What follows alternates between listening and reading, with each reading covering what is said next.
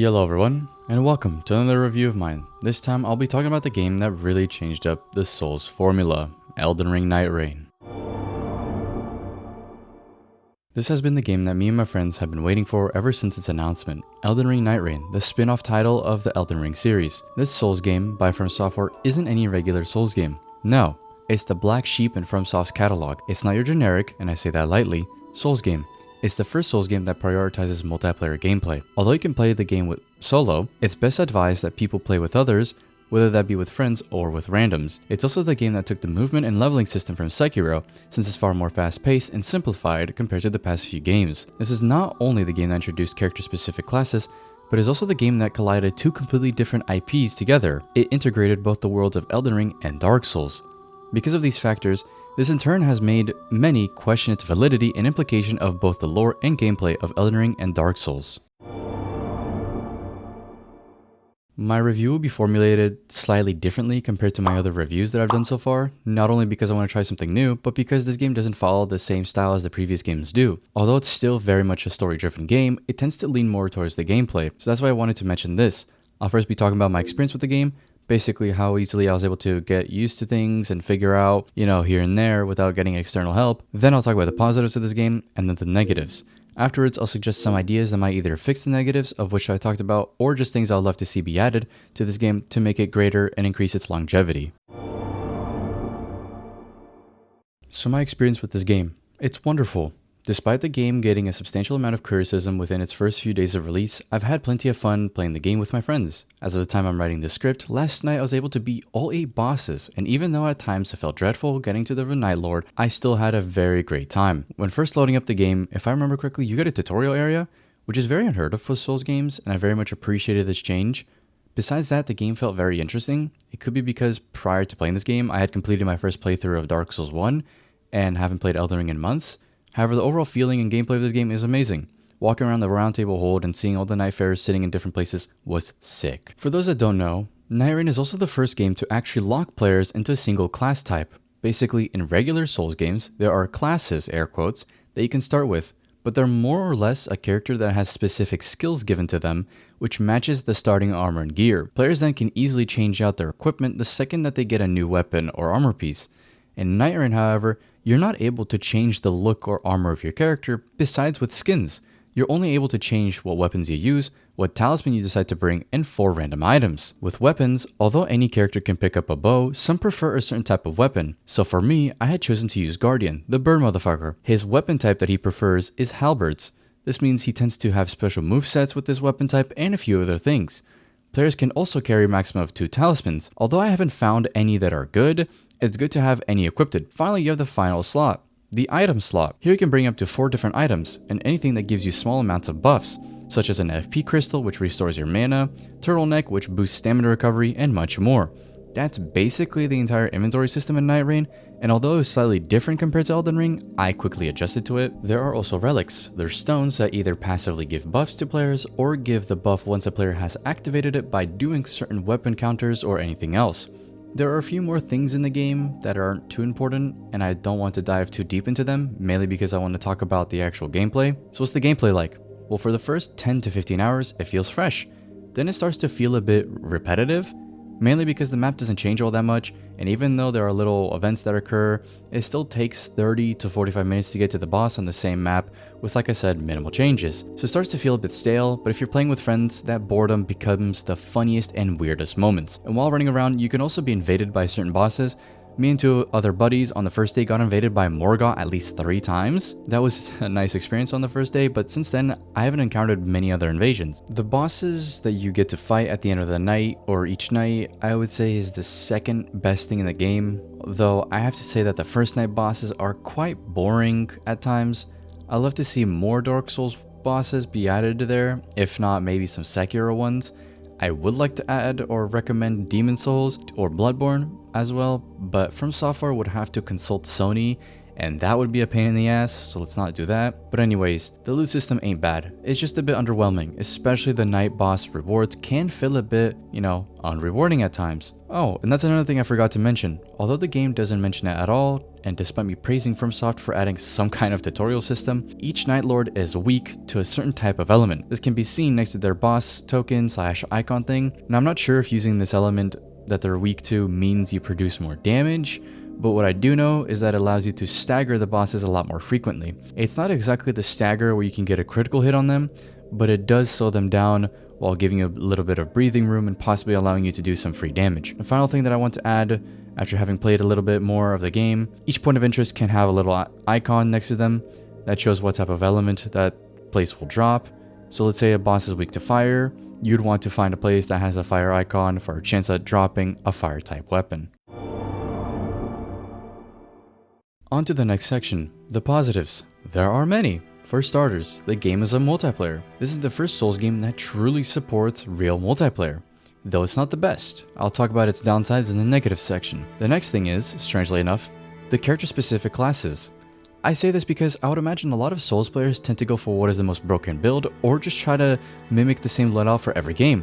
I totally don't fucking do that.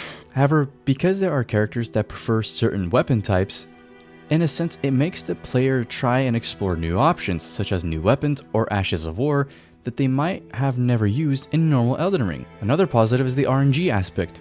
Although it's not as extreme as other roguelike games, also real quick, I don't know which term would be best used for this game. It's either roguelike or roguelite. I've chosen roguelike because from what I've read, it's the one that matches the description best. But besides that, this game is also the first Souls game to experiment with that idea. I also like the random invasions that can happen. I won't spoil too much since this is a new game, but yeah, I really like that aspect as well. The whole day and night system I like as well. Despite me saying it does get a bit stale, it's still a great concept that can be expanded upon. Remembrances. I won't go into too much detail about them, but they're basically little quests that tell about the story of each character, which is another nice feature that was added, since it makes questing a lot more fun and easier compared to other Souls games. And the final thing that I want to praise is the fact that they didn't monetize their skins like most modern companies do. God for fucking bid. They could have easily, but instead they decided that they would make players grind for them, which is something that I do miss in games. So this was a very wonderful addition. However, this is where my praise goes out the window and where things take a turn for the worst. Starting off with the multiplayer. As I said, it's a great idea, but since FromSoft is new to this kind of multiplayer, you can tell that there is some work needed to be done. First of all, solo queue is like hard as shit, and I know that they've mentioned that they're working on a way for making it a better experience, but that is what I gotta say about that. There's also no duo queue, which is a huge oversight on their part, but they also acknowledge this and will be working on a duo queue system, which is, I find it wild. But finally, there's no cross-platform matchmaking, which to be honest is also kind of wild for 2025, in the big 25. Again, I can say that this is the first time, but at the same time, I would imagine they would at least have mentioned it when making the game. On the topic of matchmaking, another friend of mine was solo queuing matchmaking, and from what he said, it wasn't a great experience. It would take a long time, and if you had a remembrance active, then the queue time would diminish even more. Another thing that I've remembered, there are minimal communication functions in the game. The reason I'm highlighting this is because this game is based on the fact that you're playing as a team and working together to fight off the night. In some regard, you have to communicate with others in one way or another.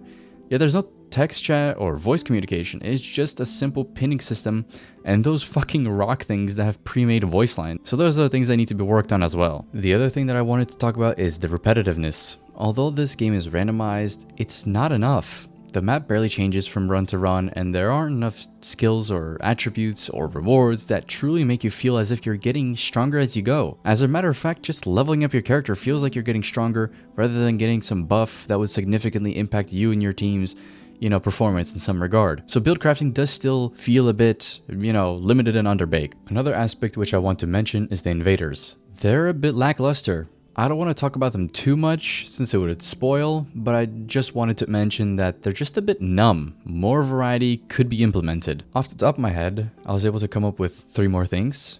So first, the merchants. I feel like they could undergo a little bit of reconstructing, because if I'm being honest, I almost never visit them. They almost never have anything of interest, and I only go to them to upgrade my weapon, but I'm not even going to them. I'm going to the fucking anvil that's there. Otherwise, they're kind of useless. So maybe make them sell some more desirable things, like an upgrade to our flask, or something a little bit more interesting. The second thing is, add a few more points of interest that either rotate or replace a few of already existing ones, because as it stands, that's another contributing factor to what's making this game feel stale. The final thing is the optimization. I know FromSoft isn't known for optimizing their games all that well, especially at launch, but when you have 3 other people and you're trying to fight a boss that is stunning and amazing to fight, but you get your game to stutter like hell, which then causes you to possibly die, just isn't fun. A few bosses that come to mind is the second boss and the 4th boss, are the ones that hurt me and 3 of my friends. Otherwise, I'm moving on to my idea. Getting into what I do best, making game concepts and ideas that won't ever come to fruition. I won't be solving every problem since some of them are already being worked on or will be patched out in the coming weeks, hopefully. The first thing that I would like to see change or be improved upon is the map. Make more variants. Because this is set in the world of Elden Ring, we can utilize other parts. So make the entire map be Caelid. Straight up, just have a chance of replacing Limfield with Caelid alternative. How would we unlock this or make this happen? I don't fucking know. I'm just suggesting it as a possibility or as an idea. Basically, instead of having one map that has many events going on, we can have multiple maps that players can choose from. Events, or shifting earths, as they're called in the game, can also take place on this Caelid map.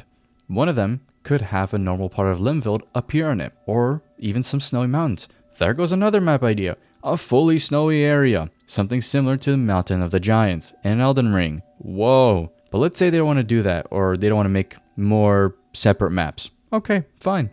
How about adding more shifting earth variants?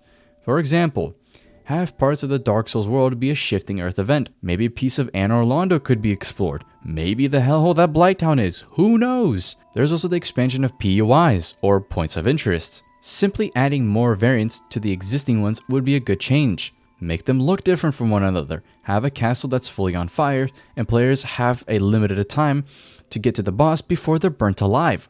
Or just add new ones that look different in general and replace them, or just let it be a shifting earth event. I don't know. Just do something. Maybe make some of them related to Dark Souls. The possibilities are endless. The last thing that I want to talk about in regards to map design is the rain. I'm not saying change up its core mechanic. Just change the color depending on the map or event that's going on. I would imagine a small change like that would change the feel, and I'm saying this in air quotes, of the game at least somewhat. Moving on to my next idea. Adding more unique invaders. I've already mentioned this, but the current set of invaders just seem meh.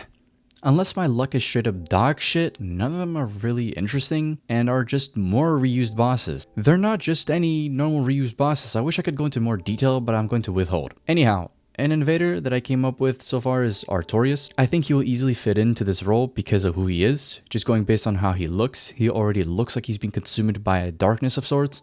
And this darkness that's empowering him somewhat resembles the rain. I don't know, I'm just pulling at strings. Another boss that I could come up with is the Bed of Chaos. I'm kidding. I'm fucking around with that. I meant to say Great Grey Wolf Sif. He can either be a separate boss on his own, or there could be a small chance that he and Artorias could invade the players at the same time. Or there could be a mechanic where, for a slight chance after Artorias is defeated, Sif can have a chance of invading and getting revenge. Unfortunately, I haven't played many Dark Souls games or any other Souls games, nor have I fought every boss in Nightreign, so I don't know which ones I should or shouldn't be suggesting as invaders. So I'm moving on to my next suggestion. I would love to see the build crafting in this game to be further improved upon. Here are a few ideas. Remember how I mentioned that From Software should rework the merchants? Well, what if one of the items that the players could buy from them would be a special ability upgrade for their given character? So for example, using the Guardian character, a merchant would sell some sort of module or aspect or anything for 25k runes. It would allow me to upgrade my ability from its base level to an upgraded level of +1, like anything else. And it would not only improve the ability, but it will also add additional features to it or functions, like producing a radius of magma around me or after I had casted my ability. However, instead of just, going to an anvil and upgrading it, or upgrading said ability, players would have to complete certain tasks in order to, air quotes, unlock it, to then have the eligibility of upgrading their ability. Another feature I would love to see be implemented is having different starter gear to choose from. I'm not saying there should be significantly more powerful set over the current set of starting gear. I'm saying it should be slightly different to give some minor passive buffs to the player. They could be unlocked via quests or remembrances, or by simply allowing players to purchase them with the merc at the small jar bazaar after they had defeated a certain boss or two. The weapons wouldn't be no ordinary weapons. No, they would be weapons that match the skins of each given character. So it further incentivizes players to go after them, since they're better gear to start with, and further complement and complete the look of a skin. Also, quick note on the topic of skins and incorporating other game IPs into Nightreign. The game director for Nightreign was asked if they're ever planning on adding Armored Core skins and content to the game, and this is the only time where I have to form an elitist opinion, and if you want to call it that, but I'm saying hell nah, just no. It doesn't make sense adding fucking Armored Core, the mecha, which is also a completely separate genre, and it's not a Souls game, and it's just a completely different style of gameplay. Like, none of it makes sense. Like, even as simple as skins, it would be blasphemous, but I digress. Anyways, now that I'm talking about weapons, another thing in general that I'd love to see be added is the addition of more Dark Souls weapons. It would only make further sense since we're combining the IPs of both Elden Ring and Dark Souls together, so why limit it only to bosses and other minor little things? Just add more stuff, weapons, abilities, spells, and much more. That right there, I would imagine, would increase the replayability of the game to some degree. The final idea that I'll be mentioning might bend the rules of how the current game is structured, but I still think it's an interesting idea to bring up. Having the possibility of getting a third mini-night right before the final boss. I know it's a bit late to explain how the game functions, but fuck you, this is my video. In any case, for those that don't know, Nightreign functions a mechanic of a day and night cycle. During the day, players can explore the entire map. However, as the day progresses and gets closer to the night, the rain starts to come in and shrinks the map into smaller and smaller circles, slowly directing players to a certain point on the map, which is where the fight, of the night bosses happens. This happens twice, once for the first night and day cycle, and the second time on the second day and night cycle. The final Night Lord occurs on the third day. So what does this have to do with my idea? Well, I'm basically saying FromSoft would implement a third mini day and night cycle with its own little mini boss that would have a chance of occurring right before the final boss, which will have, it would last half the duration of the others. Now, yes, this does make the game a bit longer. However, it does make the game feel a bit less predictable, and if players aren't paying attention, they could miss out on some free leveling or gear upgrades. Or instead, we could just implement this idea as a mid-cycle between the first and second major cycles, instead of being its own third cycle right before boss. That's, really in terms of ideas and fixes that I have in game. Moving on to my final thought.